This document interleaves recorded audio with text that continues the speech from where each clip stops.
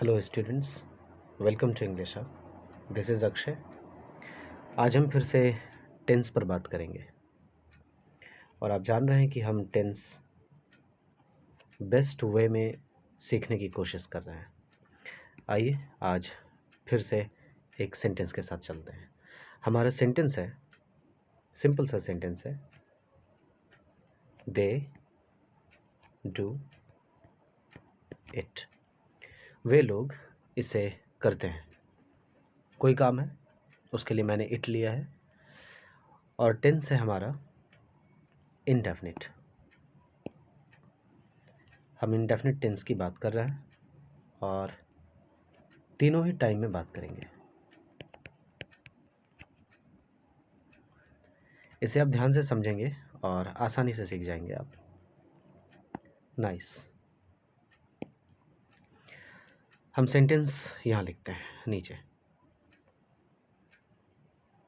They do it. ये हमने present में लिखा। कैसे जाने? डू V1 लिखा हुआ है, इसलिए हम जान गए इसे कि प्रेजेंट टाइम में लिखा हुआ इंडेफिनिट टेंस है, राइट। प्रेजेंट इंडेफिनिट में या तो V1 या तो V5 ही यूज़ होता है, दूसरा कुछ नहीं। इसे हमें पास्ट में करना है। पास्ट में करने के लिए क्या करेंगे?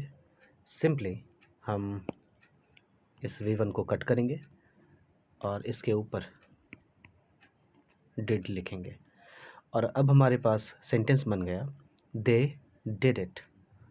उन लोगों ने इसे किया, कोई काम किया, राइट। और अब हमारा टाइम हो चुका है पास्ट।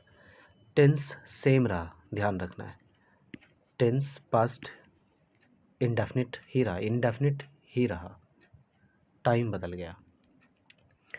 आइए हम इसे चेंज करते हैं और कुछ लिखते हैं आगे। इसे हमें लिखना है फ्यूचर में। फ्यूचर में लिखने के लिए क्या करेंगे?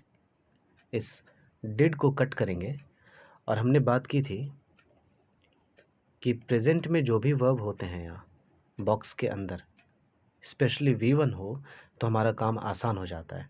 अगर V5 है तो V1 बना के आगे फ्यूचर में लिखेंगे। मैंने भी जानकर V1 लिखा है यहाँ ताकि आप आसानी से इसे समझ सकें। डू बॉक्स में लिखा हुआ है, एज इट इज़ आप इसे छाप दें, राइट। आप एज इट इज़ डू को यहाँ लिख दें। बॉक्स वाली बात जो भी है हमने लिखा, लेकिन सिर्फ और सिर्फ इस बात को हमें लिखना किसके साथ है? शैल या विल के साथ। आइए हम इसे कुछ अलग रंग में डालते हैं। तो दे के साथ क्या लगना है? विल। बस इससे हमने आसानी से चीज़ें भी सीख ली और अब ये जो स्ट्रक्चर हुआ ये फ्यूचर का इंडेफिनिट हुआ। कितना आसान था। अब हो गया sentence, they will do it. वे लोग इसे करेंगे। आइए मीनिंग समझते हैं। दे डू इट, वे लोग इसे करते हैं। दे डिड इट, उन लोगों ने इसे किया। दे विल डू इट, वे लोग इस काम को करेंगे, कोई भी काम है। यानी हमने देखा क्या इसमें? हमने इसमें देखा सिमिलैरिटी, राइट। सिमिलैरिटी किसके बीच? Similarity between present tense and future tense. ध्यान रखिए, ये जो हम सेक्शन पढ़ रहे हैं अभी, ये जो भी सेशन चल रहा है, प्रेजेंट टेंस और फ्यूचर टेंस के बीच सिमिलैरिटी दिखाने की कोशिश है और इसमें आप आसानी से टेंस भी सीख जाते हैं। तो आपने देखा अभी इंडेफिनिट टेंस ही हमने रखा, लेकिन 3 डिफरेंट टाइम में हमने बात की। आइए कंटिन्यूअस की तरफ बढ़ते हैं इसी सेंटेंस को लेकर। ओके, अब हमारा टेंस है कंटिन्यूअस।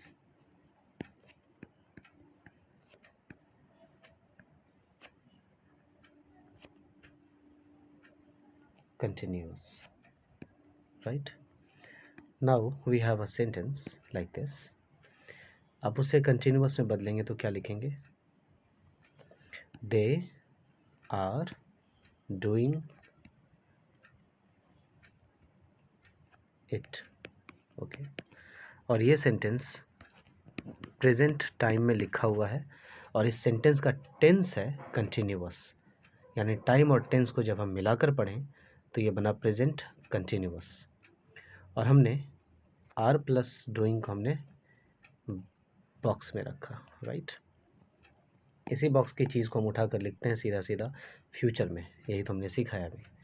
आइए से हम पास्ट में करते हैं। पास्ट में चेंज करने के लिए इस सेंटेंस के हेल्पिंग वर्ब को हम चेंज करते हैं। आर यहाँ हेल्पिंग वर्ब है, डूइंग मेन वर्ब है। आप हमेशा ध्यान रखिए, आप जब हेल्पिंग वर्ब को चेंज करते हैं तो सेंटेंस का टाइम बदलता है, और जब आप सेंटेंस के मेन वर्ब को बदलते हैं तो सेंटेंस का टेंस बदलता है। So helping verb is directly connected with time, okay, and main verb is directly connected with tense.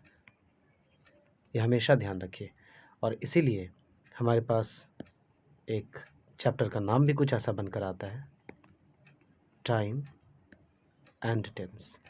आप गौर करें कि इस हेडिंग में हमने पहले टाइम शब्द बोला है, तब उसके बाद टेंस बोला है। ये बहुत बड़ी बात हमें सिखाता है कि टाइम का कनेक्शन हेल्पिंग वर्ब से होता है और टेंस का कनेक्शन मेन वर्ब से होता है। रीज़न, हमने ऐसी सिमिलैरिटी या ऐसी समझ कैसे डेवलप की, इस बात से कि सेंटेंस में आप गौर करें कि हेल्पिंग वर्ब पहले आता है, मेन वर्ब बाद में आता है। तो बड़े अच्छे संयोग की बात है कि जिस तरह से सेंटेंस में सीक्वेंस हेल्पिंग वर्ब और मेन वर्ब का है, ठीक इसी तरह से सीक्वेंस इसकी हेडिंग में भी कुछ लिखा हुआ है कि टाइम हम पहले लिखते हैं, टेंस हम बाद में लिखते हैं। तो बस हम इन चीज़ों को कॉन्सेप्चुअलाइज कर सकते हैं कि टाइम भी पहले हम लिखते हैं हेडिंग में, और सेंटेंस में हम हेल्पिंग वर्ब पहले लिखते हैं। तो सीधी सीधी बात निकल कर आई कि टाइम का कनेक्शन हेल्पिंग वर्ब से है, और टेंस शब्द को हम बाद में लिखते हैं, यानी कि हम मेन वर्ब को भी अपने सेंटेंस में बाद में लिखते हैं। तो बाद वाला का कनेक्शन बाद वाले के साथ, इसलिए टेंस का कनेक्शन मेन वर्ब के साथ। ये भी एक अच्छी समझ है हमेशा के लिए याद रखने के लिए कि टाइम किसके बदलने से बदलेगा और टेंस किसके बदलने से बदलेगा। तो हेल्पिंग वर्ब के चेंज होने से टाइम चेंज होता है और मेन वर्ब के चेंज होने से टेंस चेंज होता है। आइए हम इसके टाइम को चेंज कर रहे हैं। बस आप यहाँ सिंपली देख रहे हैं कि टाइम हेल्पिंग वर्ब के चेंज होने से चेंज होगा, तो आप इसे चेंज करें। यहाँ मेन वर्ब डूइंग को कुछ भी नहीं करना है, क्योंकि डूइंग V4 है और V4 ही तो कंटिन्यूटी को बताता है। तो कंटिन्यूटी हमें मेंटेन करनी है। So in order to maintain our continuity we need to change only helping verb. So they के साथ हम पास्ट में वर का इस्तेमाल करते हैं, right. That is why we have a sentence, we have a new sentence, they were doing it. वे लोग इसे कर रहे थे, कोई काम कर रहे थे, और अब ये हमारा टाइम हो गया पास्ट। टेंस सेम रहा, ध्यान रखिए आप। टेंस कैसे सेम रहा, तो कंटिन्यूअस टेंस V4 से पता चलता है। तो दे वर डूइंग इट में भी डूइंग V4 तो मेंटेन रहा, इसलिए हमारा टेंस मेंटेन रहा। क्योंकि टेंस किसके कारण बदलता है, मेन वर्ब के बदलने से। मेन वर्ब हमने चेंज ही कहाँ किया है, यानी टेंस हमारा मेंटेन रहा, हमने सिर्फ और सिर्फ टाइम बदला। नेक्स्ट हम फ्यूचर में इसे लेकर चलते हैं। फ्यूचर में ले जाने के लिए वर्ब को कट करें, इसे समझें सिर्फ। और आर डूइंग हमें यहाँ दिख रहा है, तो आप फ्यूचर में तो आर या इज़ या एम नहीं लिखते हैं, आप क्या लिखते हैं, बी के साथ लिखते हैं V4 को। आर भी तो बी फॉर्म है, कल भी हमने बात की थी, आज भी रिपीट करता हूँ। बी फॉर्म होते हैं इज़, एम, आर प्रेजेंट में, वॉज, वर पास्ट में, और शैल बी और विल बी फ्यूचर में। और भी 3 फॉर्म्स हैं इसके, BEB, बी खुद एक बी फॉर्म है, और थर्ड फॉर्म है बीन, BEEN, और फोर्थ फॉर्म है बीइंग, BEING। सो जैसे हमने देखा है are doing, are be form है प्लस V4, यानी कि बी फॉर्म प्लस V4 का स्ट्रक्चर दिख रहा है। तो हम जानते हैं कि जो भी प्रेजेंट के स्ट्रक्चर में हमें स्ट्रक्चर दिखता है, प्रेजेंट के सेंटेंस में जो भी स्ट्रक्चर दिखता है, हम उसी स्ट्रक्चर को उठाकर सीधे सीधे कॉपी करते हैं फ्यूचर में। यही रिवील होता है, यही दिखता है हमें। तो यहाँ बी फॉर्म प्लस V4 का पैटर्न है, आप सिंपली फ्यूचर में भी बी फॉर्म प्लस V4 तो V4 के तौर पर हमारे पास यहाँ डूइंग शब्द है, इसलिए हम यहाँ डूइंग लिखेंगे। Oh my God, okay, so doing, यानी कि हमने बॉक्स की चीज़ें सीधे सीधे उठाकर यहाँ लिखा। सिर्फ आर नहीं लिख सकते, आर बी फॉर्म खुद है, तो इस आर की जगह पर हमने बी फॉर्म के तौर पर बी शब्द खुद लिखा, राइट। लेकिन है आर और बी तो बी फॉर्म ही दोनों। तो देखिए स्ट्रक्चर सेम हमने लिखा, यानी कि जो प्रेजेंट में हमें दिखता है वही सेम चीज़ हमें फ्यूचर में भी रिवील होता हुआ दिखता है। लेकिन सिर्फ और सिर्फ हम इन्हें किसके साथ लिखेंगे? शैल या विल के साथ। तो दे के साथ विल आता है, आप विल लिखेंगे। So it is now they will be doing it, they will be doing it, वे लोग इसे कर रहे होंगे, कोई काम कर रहे होंगे। Okay, now the time is future but the tense remained same, that is continuous. Now they are doing it, present continuous, they were doing it, past continuous, and they will be doing it, future continuous. Proceed for the next tense. Our tense is perfect. Okay,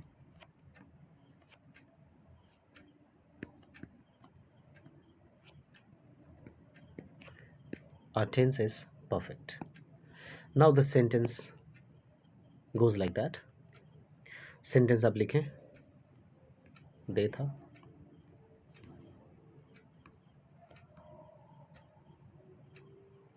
they have done it, they have done it. Time है present और structure है यानी कि tense है perfect का। Perfection हमें V3 से दिखता है। आप देखें कि डू का फॉर्म हमने डन V3 में लिखा और V3 से हमेशा पहले हमें हैव फॉर्म दिखता है, जैसे कि कंटिन्यूअस में बी फॉर्म से हमेशा पहले हमें V4 से हमेशा पहले हमें बी फॉर्म दिखता है। डूइंग से पहले are, is, am, was, were, shall be या विल बी दिखेगा, यानी कि बी फॉर्म ही दिखेगा V4 से पहले। और हमें परफेक्ट में V3 दिखता है और V3 से पहले हमेशा हैव फॉर्म दिखता है, हैज़, हैव या हैड। अब हमें टाइम चेंज करना है, हमें इसे पास्ट में लिखना है। पास्ट में चेंज करने के लिए हम हेल्पिंग वर्ब को चेंज करते हैं और हैव का पास्ट क्या होता है? हैड। बस चेंज हो गया और बन गया हमारा past perfect tense. It's very easy, try to understand this. This is the only simplest and genius way to use it, most genius way to use it. Okay, समझने के लिए। So they had done it, उन लोगों ने इसे कर लिया था। और यहाँ नीचे they have done it, इसकी मीनिंग है उन लोगों ने यह काम कर लिया है या इसे कर लिया है, राइट। आइए इसे हम चेंज करते हैं और फ्यूचर परफेक्ट की तरफ बढ़ते हैं। हैड को आप चेंज करेंगे, हैव डन प्रेजेंट में दिखा है आपको, आप सेम लिखेंगे हैव डन, क्योंकि जो चीज़ हमें प्रेजेंट में दिखती हैं उन्हें एज इट इज़ कॉपी करते हैं, उसके स्ट्रक्चर को कॉपी करते हैं, पैटर्न को कॉपी करते हैं। तो हमें यहाँ दिखा हैव डन हमने लिखा, लेकिन ये चीज़ आपको सिर्फ और सिर्फ किसके साथ दिखेगी? चूँकि फ्यूचर का इंडिकेशन होता है शैल या विल, बस प्रेजेंट में जो भी बातें आपको दिख रही हैं आप उस सारी बात को फ्यूचर में लिखिए, लेकिन सिर्फ और सिर्फ शैल या विल के साथ, और दे के साथ विल यूज़ होता है, विल यूज़ करेंगे, बन गया। अब गौर करें कि दे हैव डन इट और सबसे ऊपर में भी हमने लिखा है they have done it, but have done के पहले सिर्फ और सिर्फ विल लगाना है और इसी से बन जाता है future perfect tense. Now the structure is of future perfect tense, understood. So they will have done it, it's quite simple. आइए बढ़ते हैं परफेक्ट कंटिन्यूअस की तरफ। द लास्ट टेंस,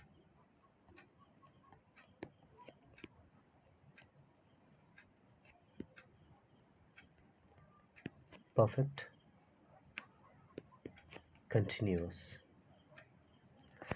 जैसा नाम है वैसा ही वर्ब भी दिखेगा, वैसा ही काम है। कंटिन्यूअस की मीनिंग है V4 दिखना और परफेक्ट की मीनिंग है V3 दिखना। तो आइए हम स्ट्रक्चर पहले इस तरह से डिज़ाइन करते हैं। हमारा स्ट्रक्चर कुछ हो जाएगा इस कदर, they have been doing it. Okay, और टाइम कौन सा रहा? तो टाइम रहा हमारा प्रेजेंट। आप इसे बॉक्स में करें हेल्पिंग वर्ब के साथ मेन वर्ब को भी। और बॉक्स में हमने देखा हैव बीन डूइंग, यानी कि निश्चित तौर पर ये have been doing as it is दिखने वाला है फ्यूचर में भी। यही तो सिमिलैरिटी हम इसके तहत पढ़ रहे हैं, और ये बहुत अच्छी बात है, ये एक अच्छा ऑब्जर्वेशन है। आइए हम बढ़ते हैं टाइम चेंज करने की तरफ। टाइम चेंज करना है तो सबसे पहले वाले हेल्पिंग वर्ब को हम चेंज करेंगे। बीन V3 है, डूइंग V4 है। बीन के V3 होने से परफेक्शन दिख जाएगा सेंटेंस में, और डूइंग V4 है तो इससे कंटिन्यूटी दिख जाएगी, क्योंकि V3 हमें परफेक्शन ही दिखाता है, किसी काम के फाइनलाइजेशन को दिखाता है, ख़त्म होने को दिखाता है। और डूइंग जो कि ING फॉर्मेट में है, तो ING वाला वर्ब कभी भी हमें किसी चीज़ में कंटिन्यूटी ही दिखाता है, यानी कि कंटिन्यूएशन दिखाता है, मुसलसल होना दिखाता है, उसका लगातार होना दिखाता है। तो हेल्पिंग वर्ब हैव बचता है, इसे ही हम चेंज करेंगे और हम टाइम चेंज कर देंगे आसानी से। हैव का पास्ट had, so it is quite simple. Now they had been doing it, और ये हमारा टाइम हो गया पास्ट।